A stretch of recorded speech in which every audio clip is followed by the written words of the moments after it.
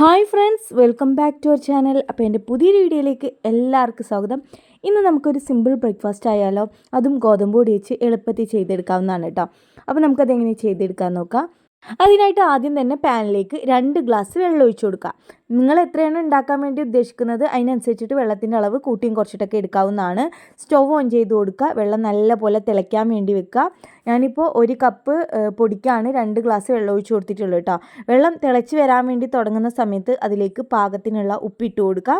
ഉപ്പ് ചേർത്തിട്ട് നന്നായിട്ട് തന്നെ വെള്ളം ഇളക്കി കൊടുക്കുക. അതിനുശേഷം നമുക്ക് ഫ്ലെയിം നല്ലപോലെ കുറച്ച് കൊടുത്തിട്ട് പൊടി ചേർത്ത് കൊടുക്കുക. ഞാനിവിടെ ഗോതമ്പ് പൊടിയാണ് എടുത്തിട്ടുള്ളത്. നിങ്ങൾക്ക് മൈദപ്പൊടി വേണമെങ്കിൽ മൈദപ്പൊടി വെച്ചിട്ടും ചെയ്തെടുക്കാവുന്നതാണ്. ഞാനിപ്പോൾ ഈ ഒരു കപ്പ് ഗോതമ്പ് പൊടി മുഴുവനായിട്ട് ഈ വെള്ളത്തിലേക്ക് ഇട്ട് കൊടുക്കുന്നുണ്ട്. ഞാൻ കറക്റ്റായിട്ട് അളവെടുത്തത് കൊണ്ട് ഞാൻ മുഴുവനായിട്ട് ചേർക്കുകയാണ്. ഇനിയിപ്പോൾ നിങ്ങൾ ചേർത്ത് കൊടുക്കുമ്പോൾ മുഴുവനായിട്ടും ചേർക്കാതെ കുറച്ച് കുറച്ചായിട്ട് ചേർത്ത് കൊടുത്തിട്ട് മിക്സ് ചെയ്ത് എടുക്കുകയാണ് കേട്ടോ നല്ലത്. മൈദപ്പൊടി ആണെങ്കിലും ഇതുപോലെ തന്നെ കുറച്ച് കുറച്ച് ഇട്ട് കൊടുത്തിട്ട് മിക്സ് ചെയ്തെടുക്കുക കേട്ടോ. ഫ്ലെയിം നല്ലപോലെ കുറച്ച് വെക്കുക. വെള്ളം ഒരുപാട് തിളപ്പിക്കരുത്. തിളച്ച ശേഷം ഫ്ലെയിം കുറച്ച് വെച്ചിട്ട് വേണം പൊടി ചേർക്കാനായിട്ട്. ഇപ്പോൾ ഇതാ ഞാൻ നല്ല പോലെ തന്നെ മിക്സ് ചെയ്ത് എടുത്തിട്ടുണ്ട്. ഇതുപോലെ പാനിൽ നിന്ന് വിട്ട് വരുന്ന പരുവാവണം. അഥവാ ടൈറ്റായി വരികയാണെന്നുണ്ടെങ്കിൽ ലേശം വെള്ളം ഒന്ന് തെളിച്ച് കൊടുത്താൽ മതി കേട്ടോ. ഒഴിച്ചു കൊടുക്കരുത്. ലേശം ഒന്ന് തെളിച്ച് കൊടുക്കുക. അല്ലെങ്കിൽ കുഴച്ചെടുക്കുന്ന സമയത്ത് കയ്യിലേക്ക് ലേശം വെള്ളം ആക്കി കൊടുത്തിട്ട് കുഴച്ചെടുത്താലും മതി. ഇനി നമുക്ക് ഫ്ലെയിം ഒന്ന് ഓഫ് ചെയ്ത് കൊടുത്തിട്ട് ഇതൊന്ന് ചൂടാറാൻ വേണ്ടി മാറ്റി വെക്കാം.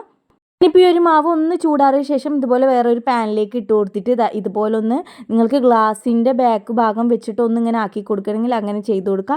ഞാനിപ്പോൾ ഇടിമുട്ടി വെച്ചിട്ടാണ് ചെയ്യുന്നത്. കയ്യിലേക്ക് ചൂട് തട്ടാതിരിക്കാൻ വേണ്ടിയിട്ടാണ് ഞാൻ അതിങ്ങനെ ചെയ്യുന്നത്. അപ്പോൾ ഇനി ഒന്ന് ചൂടാറിക്കഴിഞ്ഞാൽ ഇനി കൈ വെച്ചിട്ട് തന്നെ കുഴച്ചെടുക്കാവുന്നതാണ് കേട്ടോ.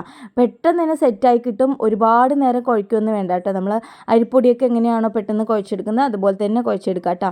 അപ്പോൾ അത് ആ മാവ് നല്ലപോലെ തന്നെ കുഴച്ചെടുത്തിട്ടുണ്ട്. ഇനി ഇത് നമുക്ക് പരത്തിയെടുക്കാം. നമ്മളിങ്ങനെ വാട്ടിയിട്ട് പരത്തിയെടുക്കുന്ന സമയത്ത് ഗോതമ്പ് പൊടിക്ക് ഒരു പൊട്ടുപോലും പൊടി ഇടാതെ നമുക്ക് റൗണ്ടിൽ പരത്തിയെടുക്കാം കേട്ടോ. ഒട്ടിപ്പിടിക്കുകയൊന്നുമില്ല. ഇനിയിപ്പോൾ നിങ്ങൾക്ക് ഇങ്ങനെ പരത്തിയെടുക്കാൻ ബുദ്ധിമുട്ടാണെന്നുണ്ടെങ്കിൽ നിങ്ങളൊരു പ്ലാസ്റ്റിക്കിൻ്റെ പേപ്പർ വെച്ചിട്ട് നമ്മളിപ്പോൾ ഓയിൽ പേപ്പറിലൊക്കെ പരത്തിയെടുക്കുമല്ലോ, അതുപോലെ പരത്തിയെടുക്കണമെങ്കിൽ അങ്ങനെയും പരത്തിയെടുക്കാവുന്നതാണ് കേട്ടോ. ഇപ്പോൾ ഇത് കണ്ടില്ലേ, ഒരു തരി പോലും പൊടിയില്ലാതെ നമുക്ക് സിമ്പിളായിട്ട് പരത്തിയെടുക്കാം. അല്ലെങ്കിൽ നമ്മൾ ചപ്പാത്തിക്കൊക്കെ പൂരിക്കൊക്കെ കുഴയ്ക്കുമ്പോൾ ഒരുപാട് പൊടിൻ്റെ ആവശ്യം വരും. ഇതാകുമ്പോൾ ഒരുപാട് പൊടിൻ്റെ ആവശ്യം വരില്ല കേട്ടോ. അല്ലെങ്കിൽ ഇതുപോലെ നിങ്ങൾ പേപ്പറിൽ വെച്ചിട്ട് ഓയിൽ പേപ്പറിൽ വെച്ചിട്ട് പ്രസ് ചെയ്ത് കൊടുത്തിട്ട് പരത്തിയെടുത്താലും മതി കേട്ടോ. ഇതാണ് നമുക്ക് കുറച്ചുകൂടെ എളുപ്പമുള്ള പണി കേട്ടോ. ഇതാകുമ്പോൾ വേഗത്തിൽ ചെയ്തെടുക്കാവുന്നതാണ്. അപ്പോൾ ഇനി ഇത് നമുക്ക് ചുട്ടെടുക്കാം. ചൂടായ ഓയിലിലേക്ക് ഇട്ട് കൊടുക്കുക. നല്ല പോലെ മേലേക്ക് പൊന്തി വരും കേട്ടോ. ഓയിൽ നല്ല പോലെ ചൂടായിട്ടുണ്ടാവണം. അപ്പോൾ ഞാൻ ചൂടായോ നോക്കാൻ വേണ്ടിയിട്ട് ചെറിയൊരു പീസ് ഇട്ട് കൊടുത്തിട്ടുണ്ടായിരുന്നു കേട്ടോ. ഇപ്പോൾ അത് കണ്ടില്ലേ, മുകളിലേക്ക് നല്ല പോലെ തന്നെ പൊന്തി വരും. നല്ല ബലൂണ് പോലെ വീർത്ത് വരും. ലൈറ്റ് ഒരു ബ്രൗൺ കളറായി വന്നു കഴിഞ്ഞാൽ നമുക്കിത് എടുത്ത് മാറ്റാവുന്നതാണ് കേട്ടോ. അപ്പോൾ ബാക്കിയുള്ളതും ഇതുപോലെ തന്നെ ചുട്ടെടുക്കാം. ഇത് നമ്മൾ ചുടുവെള്ളത്തിൽ വാട്ടിയെടുത്തത് കൊണ്ട് തന്നെ ഇത് കഴിക്കാൻ നല്ലൊരു സോഫ്റ്റ് ആയിരിക്കും കേട്ടോ.